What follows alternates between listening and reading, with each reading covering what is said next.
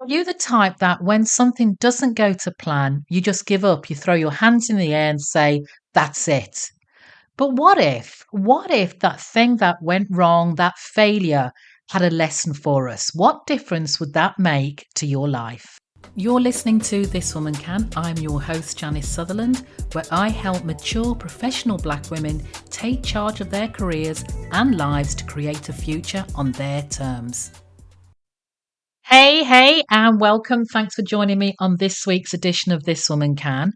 And this week's episode is really inspired by my conversation that I had with Angella Fraser, especially when she talked about reframing failure as a part of the journey of who you are to become. And it was such a profound way of looking at it and thinking that those failures aren't something that's gone wrong. It's actually helping to shape me of who I need to be. Now, the reason I want to touch on that is because, we're women of a certain age, and when we've reached this age, we have had our own fair share of failure. We've had our own set of challenges from, maybe it's societal expectations to personal setbacks, and it could be in relationships. For me, I've had failed marriages, it could be jobs I've been let go from, but they've all been part of my journey. They've all shaped who I am.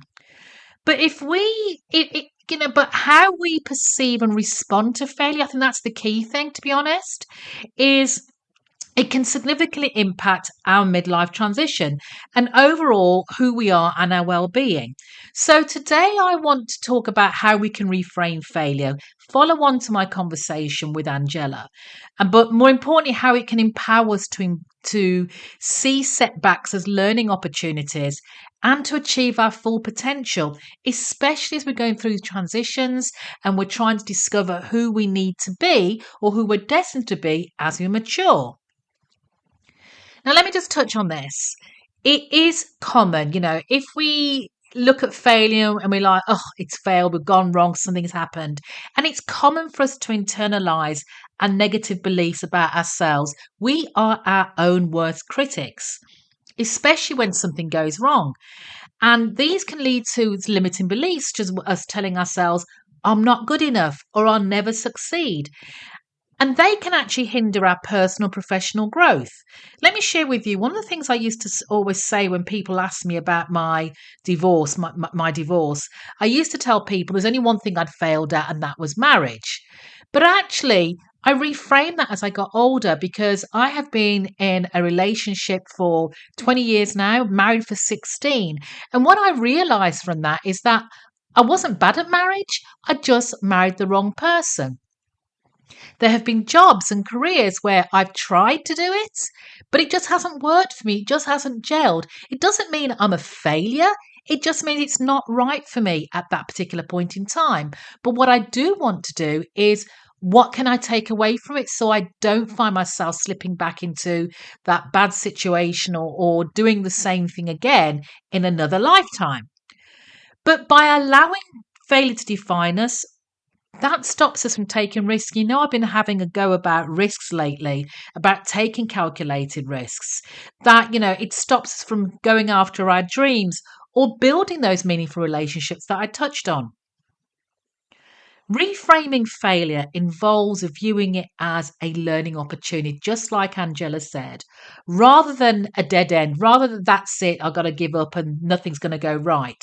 It's really about shifting our perspective. It's about changing that mindset from saying, I failed to I learned.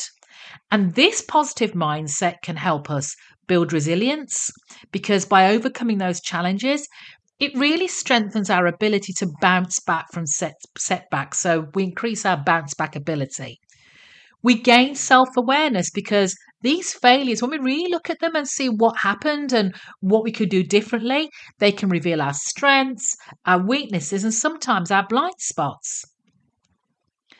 It gives us growth. It helps us to grow because each failure represents an opportunity for personal professional development. How can I improve on what went wrong? How can I improve so it doesn't happen again in the future? So it aids our growth. And once we foster a growth mindset, we really believe that we can improve through effort and dedication.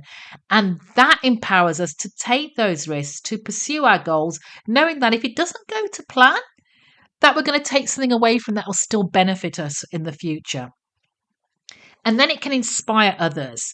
You know, sharing our experiences with failure and how we overcome them can encourage others to persevere. I look at that in my own children. You know, they were with me when I was going through these bad situations or when the job didn't go to plan, and they could see how I rose above it and what I did next to make that difference, to be a success, to move countries, to build a new life, to become a CEO, the first female CEO in an industry that never had women before in a different country. So you can really inspire others by sharing your experiences.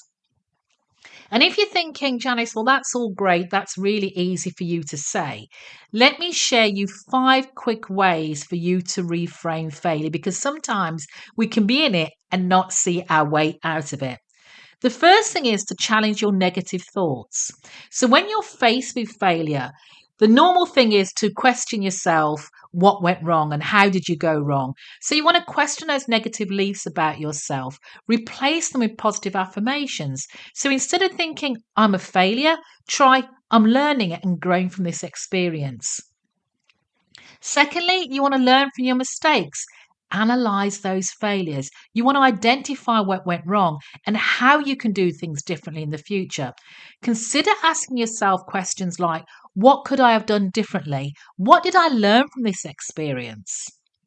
3, seek support. We're not in this on our own. We're not in an isolation bubble.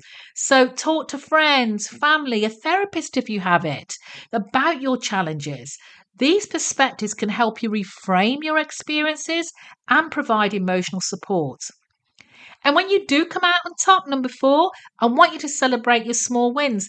Acknowledge your accomplishments, the fact you're rethinking and reframing how you're looking at failure, no matter how small, is an achievement, because this in turn can boost your confidence and motivation.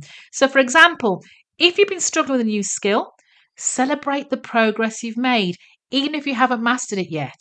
I have been podcasting for 7 years now. And if you saw how I started to where I am now, it's a huge difference. But I had to learn along the way. I had to make those mistakes. I had to look at how I could make things different, how I could improve on what how I was doing. And I always celebrated each time I learned something new or a way to, overcome what I saw as an imperfection or an error in the podcast. I'd celebrate. And then lastly, number 5, practice gratitude. Attitude. Focus on the positive aspects of what's happening in your life, because gratitude can help you maintain a positive outlook even in the face of setbacks. So try keeping a journal to record things you're thankful for. You can write it, you can do a video journal. As I said, I've shared before, I keep a hooray file where I put things in that have gone right. So just practice that gratitude, be grateful for where you are right now and what you've achieved. And let me just give you some little bonus tips on there. Set realistic expectations. Do not expect perfection. We're not perfect. Understand that failure is a normal part of life. It's how we learn from that failure. Be patient with yourself. It does take time to reframe your mindset. If you've spent the past 40, 50 years telling yourself it's one thing, it's not going to change overnight. So you've got to practice with it. You've got to be kind with yourself as you work through the process. Maybe find a mentor or role model, someone who's overcome challenges and it can inspire you in turn. And then take care of your physical and mental health. Make sure you're getting enough sleep, exercise, eat healthily, practice reducing your stress. Yoga. I am a yoga now aficionado. I always used to poo-poo it, but I really find it helps me with just concentrating and focusing along with my morning walks. Because at this stage of life, as a mature self, our midlife, we have the strength and resilience and wisdom to overcome any challenge, even when you don't realize it. But by reframing failure as a part of our journey, we can unlock our full potential and embrace midlife with confidence. So I want you to define what it means to succeed and celebrate the incredible person you are. And as always, remember, if I can, you can, this woman can. Take care until next time. Thanks for listening. If you got something from this week's episode, please let me know. Better yet, share it with your friends, colleagues, and anyone you know who can benefit from this message. Don't forget to subscribe or write a review and connect with me at my website, janicesutherland.com, where you can also subscribe to the This Woman Can newsletter or connect with me on LinkedIn. Remember, you have the wisdom, resilience, authenticity, and power to create a life on your terms. And if I can, you can, this woman can. Take care until next time.